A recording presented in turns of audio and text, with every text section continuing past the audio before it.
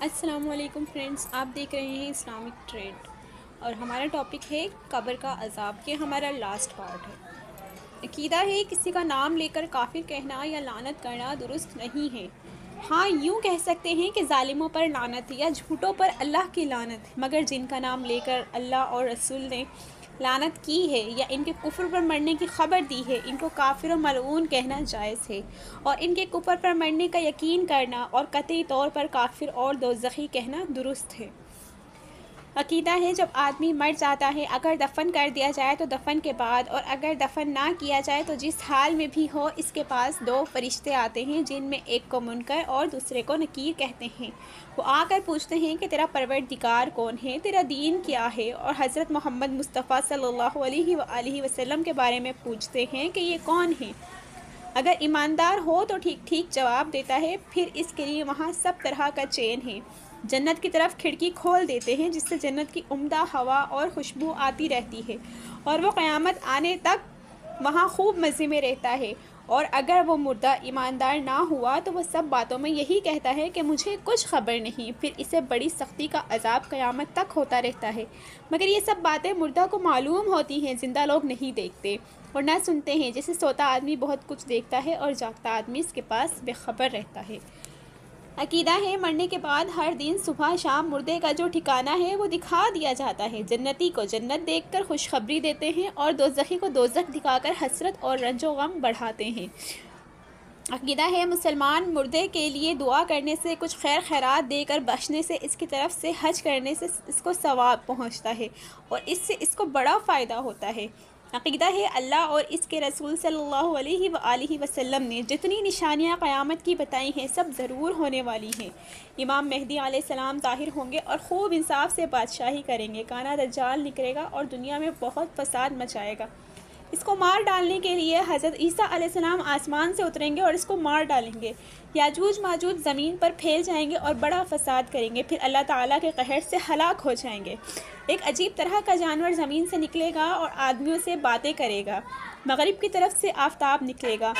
مسلمان بالکل ختم ہو جائیں گے اور تمام دنیا کافروں سے بھر جائے گی، اور اس کے علاوہ اور بہت سی باتیں ہوں گی۔ عقیدہ ہے جب ساری نشانیاں پوری ہو جائیں گی اور ایک مسلمان بھی زندہ نہ رہے گا اور کافر بہت عیش کی زندگی گزار رہے ہوں گے، اللہ کے حکم سے حضرت اسرافیل علیہ السلام سور پھونکیں گے۔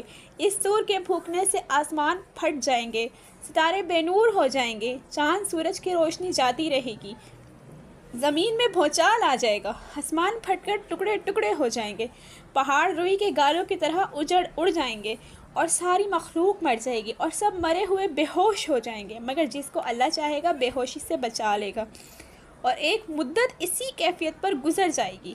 عقیدہ ہے پھر جب اللہ تعالیٰ کو منظور ہوگا دوسری بار پھر سور پھونکا جائے گا، اس سے پھر سارا عالم پیدا ہو جائے گا، مردے زندہ ہو جائیں گے، اور ایک میدان میں حساب کتاب کے لیے سب اکٹھے ہوں گے۔ اسی کو روز قیامت کہتے ہیں۔ اس کی تکلیفوں سے گھبرا کر سب لوگ حضرات انبیاء کرام علیہ السلام کے پاس سفارش کرانے جائیں گے۔ سب انکار کر دیں گے، بالآخر ہمارے حضور صلی اللہ علیہ وآلہ وسلم سفارش کریں گے۔ حساب کتاب شروع ہوگا، ترازو کھڑی کی جائے گی، بھلے برے عمل تولے جائیں گے، اعمال پر فیصلے ہوں گے۔ بعض بے حساب جنت میں چلے جائیں گے۔ نیکوں کا نامہ اعمال داہنے ہاتھ میں اور بروں کا بائیں ہاتھ میں پشت کے پیچھے سے دیا جائے گا۔ ہمارے حضور صلی اللہ علیہ وآلہ وسلم اپنی امت کو حوض کوثر سے پانی پلائیں گے جو دودھ سے زیادہ سفید اور شہد سے زیادہ میٹھا ہوگا۔ پھر پل صراط پر چلنا ہوگا۔ جو نیک لوگ ہیں وہ اس سے پار ہو کر بہشت میں پہنچ جائیں گے، جو کافر اور بدکار ہے وہ کٹ کر دوزخ میں گر پڑیں گے۔